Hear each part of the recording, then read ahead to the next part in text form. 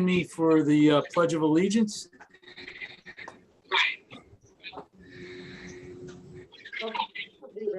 Need to get that flag up. I pledge allegiance. Ready? Flag? Yeah, right. All right, no flag. You're on this Pledge roll, allegiance and to the I pledge flag allegiance Yes, to the flag. All right. of the United States of America America, and to the republic for which it stands, one one nation, nation, under under under God, God, Liberty. indivisible, with with liberty liberty and and justice justice for all. for all. Thank you. Okay, Dr. Rose, Yes. take it away. All right. Pursuant to the Open Public Meetings Act, notice that this meeting was emailed to the Herald News, the Record Office, and County Clerk, and posted on the PCCC website and bulletin board on August 9th, 2022. The public may participate in this meeting only during the public portion, which takes place near the end of the meeting. To be recognized to speak, members of the public who are attending on Zoom via the web should use the raise hand function. Upon recognition by the chair, you will unmute your microphone video. Members of the public who are attending the meeting via phone call must hit *9 on their phone keypad to raise their hand to be recognized. Upon recognition by the chair, they can mute their audio using *6 on their phone keypad. Individuals addressing the board must give their name and address in an audible tone and will have 5 minutes to make their statement. Comments from the public, which are provided by email or written letter, will be read aloud during the meeting in a manner audible to all meeting participants and the public. The time limit for public comment shall apply to comments received via email or by written letter. Such comments will be read from the beginning until the time limit is reached. The board may pass over duplicate written and email comments. However, each duplicate comment shall be noted for the record with the content summarized. Thank you, Dr. Rose. Roll call? Alumni Rep White. Here. Oh, thank you. Okay, Trustee Akhter. Here. Okay, Trustee Drakeford, Here. Trustee Akhter, Trustee Glovin, Here. Trustee Montanez Denae, Trustee Moody, Present. Trustee Nutter, Here, present. Trustee Poe, Trustee Smith. Trustee Smith, Here. Vice Chair Tanis. You're muted, Barbara. I see you. Chairman Marco. Here. Okay, the first order of business is the consideration of the minutes of the July 19th, 22nd Board of Trustees meeting. Are there any corrections to the minutes? Move it. Okay, hearing none, I have a motion on the resolution number 1, approval of July 19th, 2022 minutes. Is there a second? Second. Okay, roll call. Trustee Akhter, Yes. Trustee Drakeford. Trustee Drakeford, Yes. Trustee Glovin, Yes. Trustee Moody, Yes. Trustee Nutter, Yes. Trustee Smith, Yes. Vice Chair Tanis. Chairman Marco, Yeah, yes, got that, I got the thumb. Okay. got the thumb. Here she's back now. Okay. Okay, Dr. Rose, reports. Okay, three items I have to report to you tonight. Actually, let me make it 4. 2 bittersweet and 2 very good. First one, I'll just report on fall enrollment. Right now, our classes start the Wednesday after Labor Day, and at this point, a couple of weeks out, I am very pleased to report that we are considerably ahead, about 15% ahead right now on our credit count enrollment, which is incredibly positive. Great. I don't think I'll be reporting to you in September that we're ahead by 15%, but just being there where we are right now, most of that increase is new students. And, this is what we were hoping for. There's been a lot of people working very hard for an entire year to get back out into the schools, to get back out into the community, to, make those connections. At the September meeting, I'll give you some information on, some national trends, and they're not positive at all. It's talk of high school students being disconnected and not looking, the Educational Advisory Board, which we participate, which we get a lot of good research out of, is talking about the fact that there are 17% of high school students who are no longer considering to be higher ed consumers, meaning they are no longer even interested in going to college. And that's up 17% from what it normally is.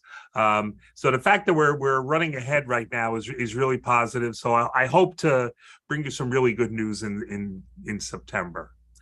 The second item is, you may have seen in the personnel section that we had a significant resignation from the college recently. Stephen Hardy has decided to move on and will be getting a job in Maryland next week. Stephen was at our meetings every month, so I know you all know him. He was our chief fiscal officer. Very sorry to see Stephen leave us. So we will be fine, but he's a huge loss to the college and just has done a fabulous job for us. So we're very sorry to see him go. We'll be doing a nationwide search for his replacement. We've got to get the right person, so it may take a while for that to happen. And his staff is reporting directly to me, until we find a replacement. So we'll have more to say about that in the future. Third item is we also have had a significant retirement in the past few days, and it's Professor Marty Bookbinder, who is our first 50-year employee at the college, has decided to retire at this time. I can't even begin to tell you what an impact Marty has had on the institution. Clearly, one of our most popular professors of all time. He's probably in the top 2 or 3 in the history of the college of people who are absolutely beloved by his students. I'll have more to say about him next month. I will be bringing a recommendation to you next month to give him the honor of being Professor Emeritus of the college, but you cannot find somebody who has been more dedicated to the college than Professor Bookbinder, who started in 1972 at the institution when the college was 1 year old in terms of he only missed 1 year of instruction at the college. So big loss for the institution, but we give Marty our heartfelt congratulations on being the first 50-year employee of the college, and just great contributor. Last thing to report on is our own Trustee Harvey Nutter is going to be honored by the New Jersey Council of County Colleges in December with their Trustee Award, and recognizing Harvey for his many contributions both to the college and to the sector. So I'll have more to say about that later, but at the Council of County Colleges meeting in December, we'll get to see Harvey get recognized, and that is well deserved. And most of Harvey has been on the board since the mid-90s and is the longest serving chair of the college in its history. So lot to honor with Harvey.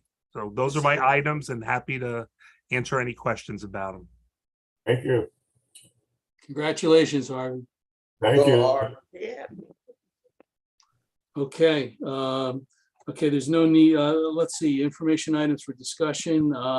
Business items, you want to go through Yep. those? Purchases, goods and services, happy to answer any questions about any of the items that are in there, but they're, I think, fairly routine this evening. The Higher Ed Capital Facilities Trust Bond, every couple of years, actually it's almost every decade now, some revolving funds become available on a competitive basis for colleges to apply for. So this year, the governor and legislature have designated that funds are becoming available that we can apply for. As some of you may remember, there's one item that's been unfunded in our facilities master plan now for many years, and that's expansion of our Passaic campus. what our original vision was for Passaic. Was it for it to be a health science campus where we could really develop more and more health science programs? That was probably, it was a good idea when we decided it, 15, 20 years ago. Now it seems like a brilliant idea.